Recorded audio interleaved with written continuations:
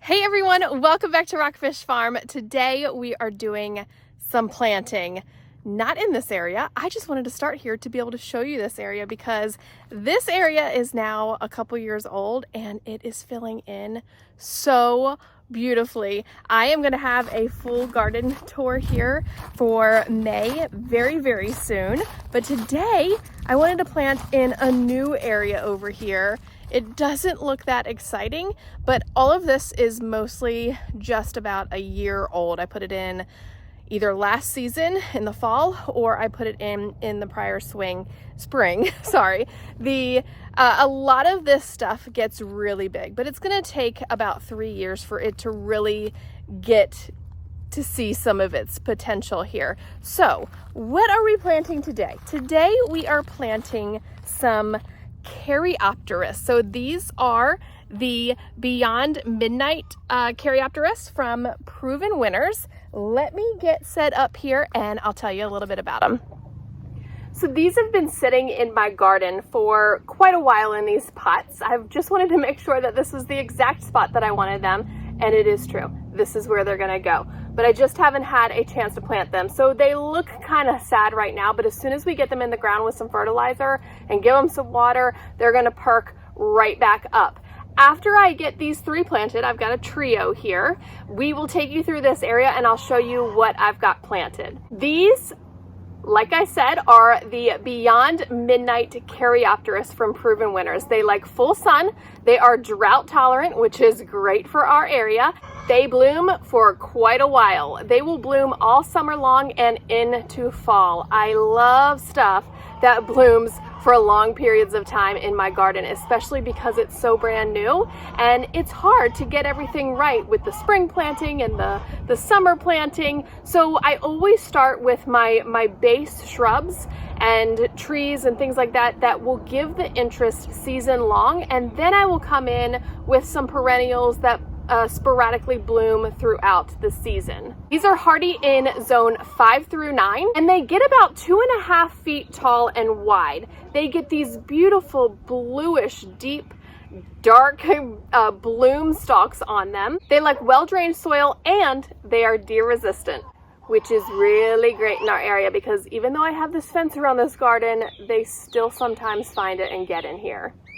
If you want to prune these, you do it in spring when the new growth emerges. So these, the color that they get, they will look great with hydrangeas, you know, the ones that get pink, like the berry white hydrangeas. I've got them with some Gatsby Gals, which I think is going to be really great also. Some yellows, some reds. I mean, it would just look so great next to pretty much anything in the garden. And you can also cut them and put them in some of your cut flower arrangements. All right, so I've got mine spaced out because I like my stuff in nice, neat clumps. I've got mine spaced out about 2.5 feet, which is its largest size. These get to 2 to 2.5 feet tall and wide. And so they'll just kind of take up this area right in here. I also just grabbed my Biotone fertilizer. This is a starter fertilizer. I'm gonna put it, especially because they're looking a little sad, I'm gonna put it in the hole at planting, and this helps to fertilize those roots and really get a great start to the plants because they don't like, to sit and have their feet wet. I'm going to plant this just slightly above, just slightly above the root ball line, so that way it doesn't sit in. We've got clay soil here, so it does tend to hold. This is on an incline, so this area doesn't get too bad because it kind of washes down to there. If I was doing it down there, I'd be a little bit more concerned, but I am going to put it just a little bit because it is drought tolerant and it doesn't like that to have that soggy feet. So we'll plant it just a little high. Let's get these planted and then I'll give you a tour of this area.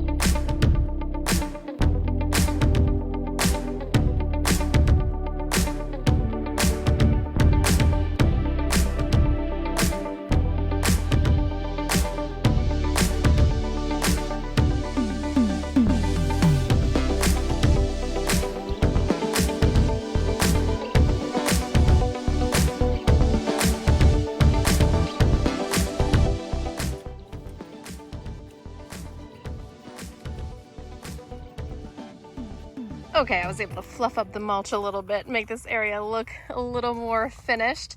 So we've got the 3 planted in a trio here, almost like a triangle when I do 3 of them. If you're gonna do 5, you can plant it in like a swooping drift.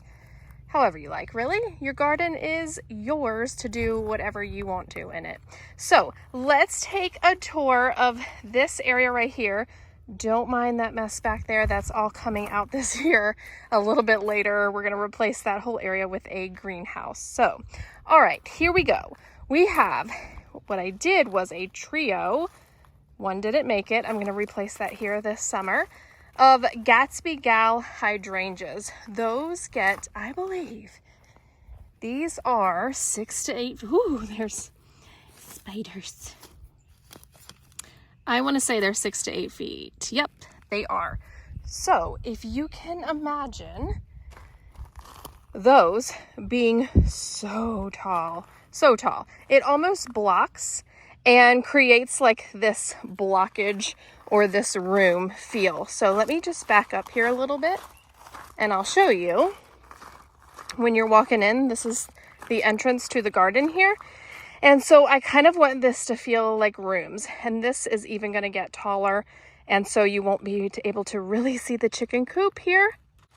And then even in the area that we first started, there's some things that get just slightly taller, so you can see a little bit over the top here. But then as your eye goes this way, you really can't see what's beyond it. You have to take the paths to be able to see it, but it's going to take time for that to fill in here. So that's what we're getting at with this. So if you can imagine the 3 Gatsby Gal hydrangeas, super tall. I did plant some verbena here, and I can show you how tall this gets because I just grabbed these from other areas of the garden. This does seed itself all over the place, but it's super easy to either transplant or, you know, get rid of if you don't want as many as it sends up. And then so we'll have this beautiful deep blue right here with the white, the purple here. You can see we've got some empty spaces in here. So I am starting in levels. So I started in the middle with my height, and then I'm going to start coming down in height. So these get 2 to 2.5 feet tall and wide. So I might do something slightly taller, like maybe 4 to 5 feet right in here to kind of be a step down from the hydrangeas. And then we kind of bump up in height for the verbena, but it's so airy looking. I can show you this in just a second.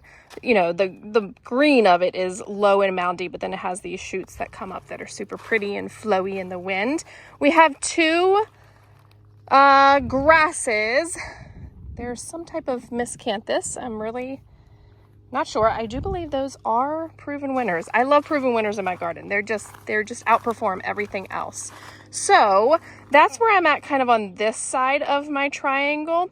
And then I have this whole open space. This was some spring stuff like tulips and freesia that came up. So I do need to start working my way this year. So then we come over here. We have a blue Atlas cedar. So it's so funky with its blue, but I love like its ice blue color with all of these other different combinations. And this gets pretty large. So it's going to take a while for this to all fill in. But when it does, man, I think it's going to be so, so pretty. And then we have the Proven Winners Beauty Berry. It gets these flowers on it. You can see they're kind of starting in there. And then it will get these long purple, like plumes of berries, like tightly clustered berries along it in the fall. It is very, very pretty. Back here we have, let's see, we have, one of these is different. Let me see what this one is. Oh, this is the Mr. Poppin'. So this is the one that's not quite as flashy, even though I see it's blooming here. I didn't realize this one bloomed. This is a winterberry, and so this is the male version of the winterberry, so that well, I guess they do both bloom. I don't have oh, yes it is. Oh, it does flower. I didn't realize this one flowered. It goes in the spring and into the summer, and this one pollinates the females, okay? So this one is not quite as showy with the red berries, and this one gets, let's see, 3 to 4 feet tall. So the idea is, back behind this tree, which I'll tell you in just a second, is kind of going to be like this because the hydrangeas get super tall and then this one steps down. So I kind of want this to be underplanted underneath of this tree, and it's going to be kind of the step down to come from those hydrangeas. Does that make sense? I don't know. These are the female version of the winter berries, and they are also a proven winners. Trying to find a tag here. Let's see, here we go. The berry heavies, and these get, I'm trying to remember, 6 to 8 feet tall and wide. So these get pretty big too. You can kind of see in the wintertime, it'll drop its leaves, but then you'll have all these beautiful berries, and it's just, the birds love them. They'll clean them off, but they can be great for arrangements. I mean, they're so pretty. I love them. I cannot wait for this to get big. So you can see where those will be. So we have 6 to 8 feet tall and wide, 6 to 8 feet tall and wide. Again, a little bit of a hedge so that you can't see what's back here. Then we have this coral bark maple, and it gets these beautiful leaves. It likes the sun, and I just put this in. But in winter, when it drops all of its leaves, this bark gets so bright. I mean, it is just a beautiful sight in the winter when everything is dead and dull looking, and when it snows, you have this beautiful coral color here, and it's just so striking, especially against the blue atlas cedar.